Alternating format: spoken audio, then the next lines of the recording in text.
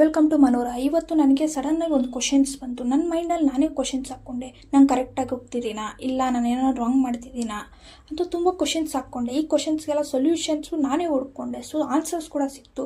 So ಇದನ್ನೆಲ್ಲ ನಿಮ್ಮ ಹತ್ರ ಶೇರ್ ಮಾಡ್ಕೊಳೋಣ ಅಂತ ನಾನು ಇಲ್ಲಿ ಬಂದೆ.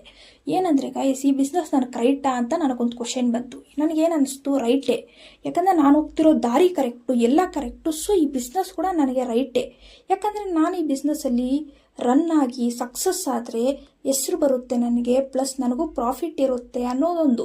ಮತ್ತು ಇನ್ನೊಂದು, ನಾನು ಬೆಸ್ಟ್ ಕ್ವಾಲಿಟಿಯಿಂದ ಅಫೋರ್ಡೆಬಲ್ ಪ್ರೈಸ್ಗೆ ಎಲ್ಲ ಅದನ್ನು ನೀಡ್ತಿದ್ದೀನಿ. ಸೊ ಇದು ನನಗೆ 2 ಪಾಯಿಂಟು ನನಗೆ ಬೆಸ್ಟ್ ಅನಿಸ್ತು. ಮತ್ತು ಇನ್ನೊಂದು, ನಾನು ಈ ಬಿಸ್ನೆಸ್ ನಾನು ಸ್ಟಾರ್ಟ್ ಮಾಡಿಲ್ಲ ಅಂದರೆ ನನಗೆ ಗೊತ್ತಾಗ್ತಿರಲಿಲ್ಲ ಹೇಗಿರ್ತಿತ್ತು ಏನು ಅಂತ. ಸೊ ನಾನೀಗ ಸ್ಟಾರ್ಟ್ ಮಾಡಿದ್ದೀನಿ. ಸೊ ನನಗೆ ಅಪ್ಸ್ ಆ್ಯಂಡ್ ಡೌನ್ಸ್ ಈಗ ಗೊತ್ತಾಗ್ತಿದೆ.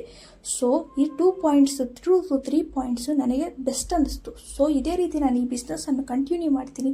ನಿಮಗೆ ಯಾವುದನ್ನ ಬಿಸ್ನೆಸ್ ಮಾಡಬೇಕು, ಇಲ್ಲ ಏನಾರ ಕಂಟೆಂಟ್ ಕ್ರಿಯೇಷನ್ ಮಾಡಬೇಕು ಅಂತಿದ್ರೆ ದಯವಿಟ್ಟು ಇವತ್ತೇ ನೀವು ಸ್ಟಾರ್ಟ್ ಮಾಡ್ಕೊಳ್ಳಿ. ಇವತ್ತಿಂದ ನೀವು ಸ್ಟಾರ್ಟ್ ಮಾಡಿ ನೋಡಿ. ನಿಮ್ಮ ರೀಚು ನಿಮ್ಮ ಫ್ಯೂಚರಲ್ಲಿ ಇದು ನಿಮ್ಮ ಫ್ಯೂಚರನ್ನು ನೀವು ನೋಡ್ಕೊಳ್ಳಿ. ಸಕ್ಸಸ್ಸೇ ಆಗಬೇಕು ಅಂತ ನೋಡ್ಕೊಳ್ಳಿ. ಆದರೆ ಫೇಲ್ಯೂರ್ ಆದರೂ ಬಿಡಬೇಡಿ, ಸಕ್ಸಸ್ ಕಡೆನೇ ಹೋಗಿ.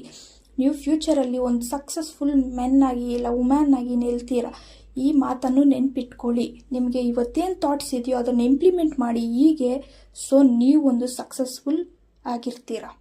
ಸೊ ಇದೇ ರೀತಿ ಕಂಟೆಂಟ್ಗಾಗಿ ಮನೋರ ಅನ್ನು ಫಾಲೋ ಮಾಡಿ ಇಟ್ಕೊಳ್ಳಿ. ಮತ್ತು ನಮ್ಮ ಬ್ರ್ಯಾಂಡಿಂದ ಜ್ಯುವೆಲರೀಸ್ ಹಾಗೂ ಬ್ರಾಸ್ಲೈಟ್ಸ್, ಬ್ಯಾಂಗಲ್ಸ್ ಎಕ್ಸೆಟ್ರಾನು ಅಫೋರ್ಡೆಬಲ್ ಪ್ರೈಸ್ಗೆ ನೀಡ್ತಿದ್ದೀರಿ, ಸೆಲ್ ಮಾಡ್ತಿದ್ದೀರಿ. ಬೈ ಮಾಡಿ, ಬೆಸ್ಟ್ ಕ್ವಾಲಿಟಿ ಆಗಿರುತ್ತೆ.